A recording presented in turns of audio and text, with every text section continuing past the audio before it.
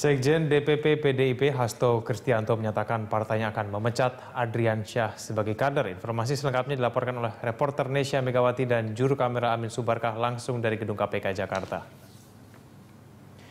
Ya Nesya, apakah Adrian Syah sudah menanggapi wacana pemecatan dirinya sebagai kader PDIP? Ya, Egan, hingga kini memang belum ada pernyataan ataupun tanggapan dari Adrian Syah yang sudah ditahan tadi malam mengenai pemecatan maupun mengenai kasus yang menimpanya.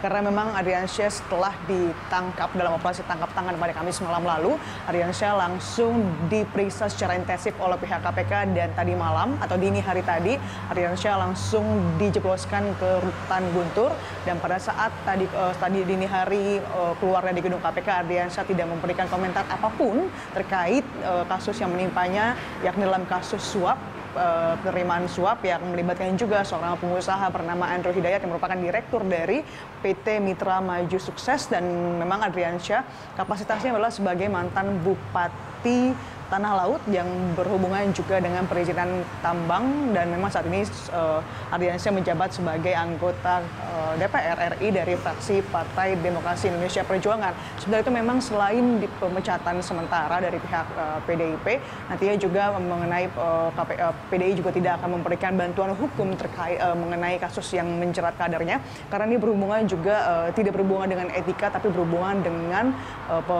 kasus hukum, sehingga PDI selain memecat juga tidak memberikan bantuan hukum. Tapi semua proses tersebut menurut Hasto di Bali mengatakan bahwa nantinya akan dirangkum ataupun dirampungkan setelah Kongres PDIP usai pada esok hari. Egan. Indonesia, apakah KPK menjadwalkan pemeriksaan Adrian Syah sebagai dan juga tersangka lainnya yakni Andrew Hidayat pada hari ini? Ya, Egan, hari ini tidak ada pemeriksaan terkait kasus yang menjerat Andrew Hidayat dan juga Adrian Syah. Hari ini tidak pemeriksaan karena memang kemarin KPK secara ekstafet dan juga intensif memeriksa dua kasus yang ditangani oleh KPK, kasus Adrian Syah dan juga kasus Surya Darmali, sehingga pada hari ini tidak ada pemeriksaan terkait dengan kasus yang melibatkan anggota ataupun Adrian Syah itu sendiri.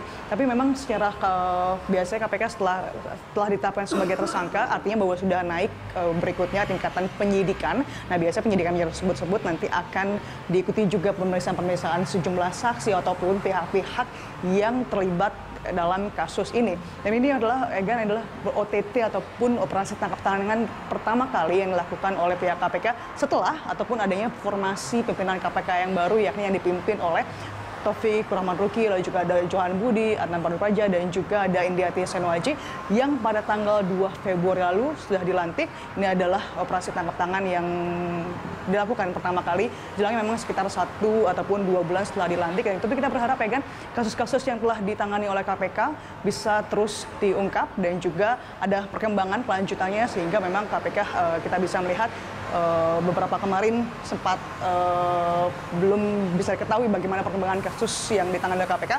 Tapi setelah ada operasi tangkap tangan dan juga adanya penahanan dari Surya Darmali, paling tidak KPK pada minggu-minggu ini ataupun Jumat kemarin akhirnya bangkit kembali untuk memecahkan ataupun mencegah tindak pidana korupsi. Egan. Baik, terima kasih Nesya. Pemirsa, reporter Nesya Megawati dan juru kamera Amin Subarkah melaporkan langsung